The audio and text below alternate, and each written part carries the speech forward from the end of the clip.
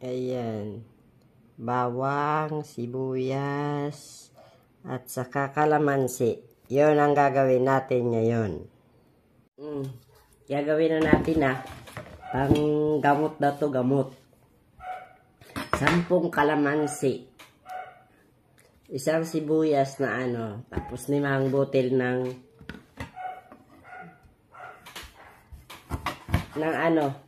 bawang. Ilalaga mo ng mga 20 minutes. Tapos isasalin mo sa mo. Ang tubig mo nito is 1.5 cup. Pakuluan mo. Yan ang inumin mo to nang wala pang laman ng tiyan mo. Panglinis to sa bituka mo. Yung may cholesterol o may mga mumuong mga iba pang mga sakit-sakit sa tiyan mo. Maano na dito. At saka lalakas ang resistensya mo nito kasi may kalamansi.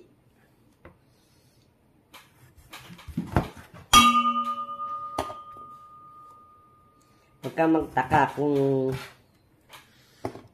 lagi kang papawisan, epekto yun ang iniinom mo. Saka kung umihi ka na may parang may mamumuo na taba.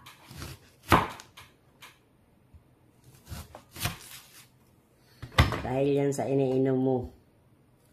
Kaya huwag kang magtaka. Ilalaga ko muna to. Tapos mamaya.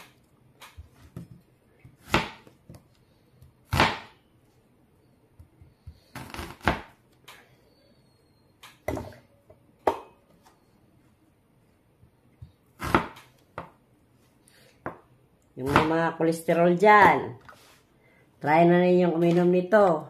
Tapos 5 buti na na bawang. Bahala na kayo mamaya pag inom nyo kung lalagyan nyo ng honey or asukal.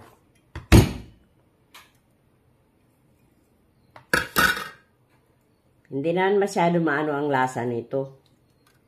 Okay lang naman ang lasa. Pero ako nilalagyan ko siya ng asukal pag umiinom ako. Para naman masarap-sarap. May lasang, kumbaga may malasahan akong tamis.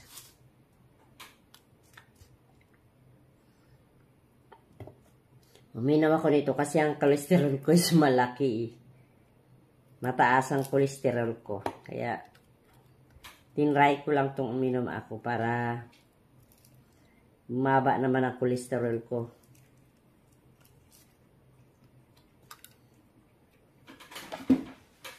Yan.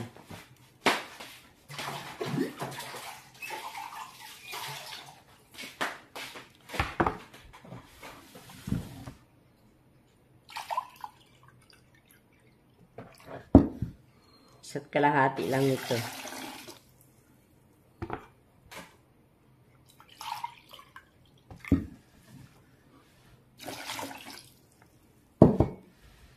Ilalaga natin, wait lang.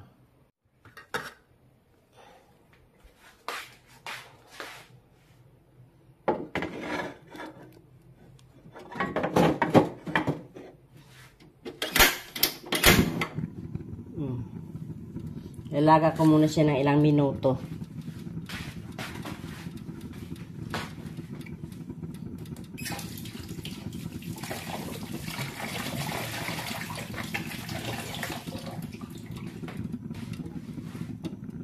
Ko siya. Ayan, kumulo na siya.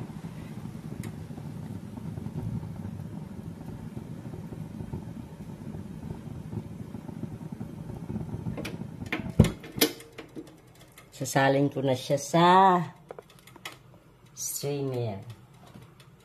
Salin ko na para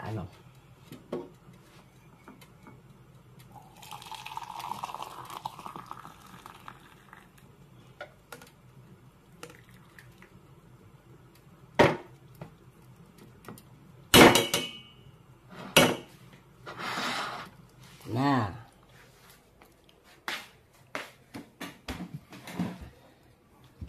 Lagyan ko siya ng asukal. Para ako makainom.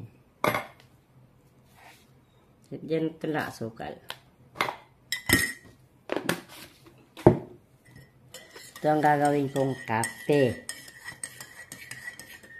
Panggamot ng nararamdaman.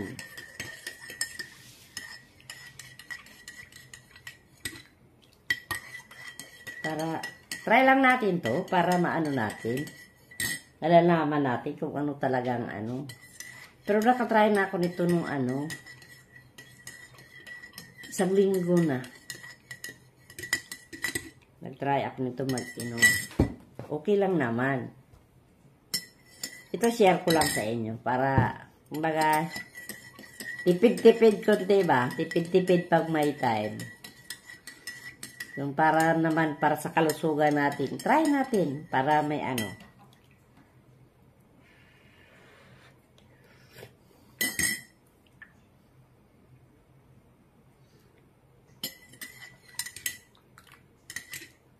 Hindi agad siya mainom. Mainit. Wait lang, mamaya na. Sarap.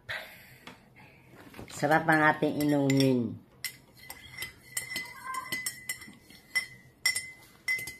Kaya kung nahirapan kayo muna pumunta ng ospital, bumili kayo nun.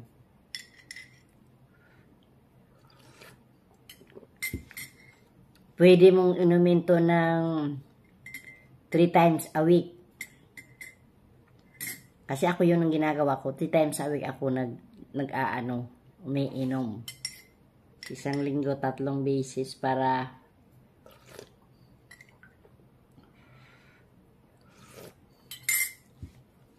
malinis niya mga bituka natin. Madami kasi mga dumi-dumi sa mga bituka natin eh.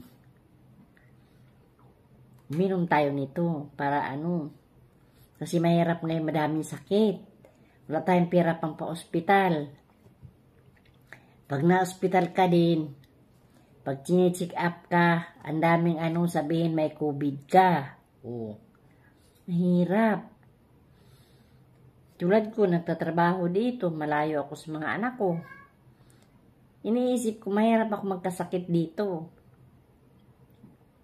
Lang pera pampagamot. Kaya kung anong nakikita ko, nalalaman ko na pwedeng gamutin sa katawan ko. Ginagawa ko yun.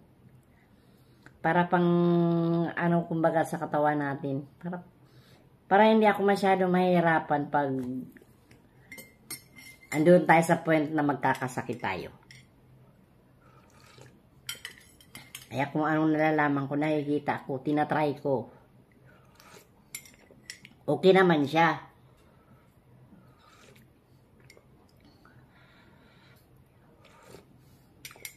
Masarap inumin, mainit pa lang. Di kayang idirekta. Mainit. Okay lang. Lalakas ang resistensya mo nito.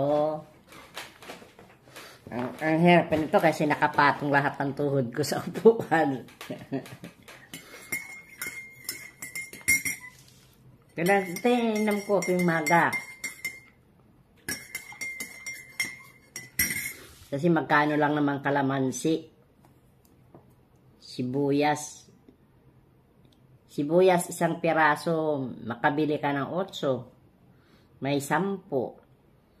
Ang kalamansi 7 piraso, 5 piso.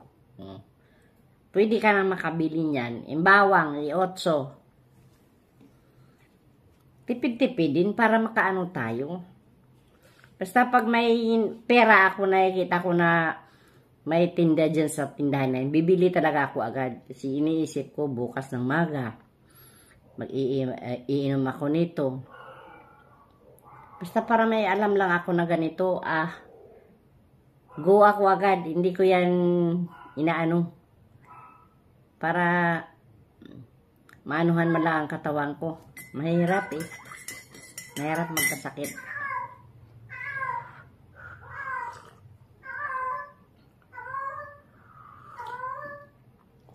Ang ingay naman ang alaga ko. Sus, huwag maingay. Ano yan, Sus?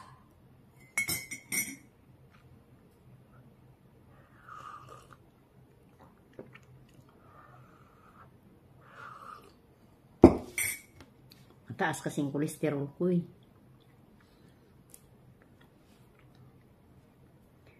Kaya, tinatry ko na tong, kumbaga, ginagrab ko na tong mga gamot na to.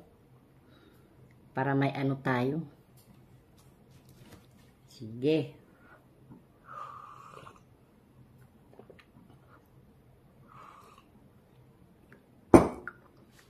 Ito lang masasabi ko sa inyo. Grab nyo na ang kalamansi, bawang at saka sibuyas. Makakatulong to sa inyo. Sa pangkalusugan nyo. Basta 100% ako nito. Grab nyo na. Bumili na kayo ng kalamansi. Para kayong nagtinola. Tulan nyo na sarili nyo. Yun lang. Maraming salamat sa panonood nyo.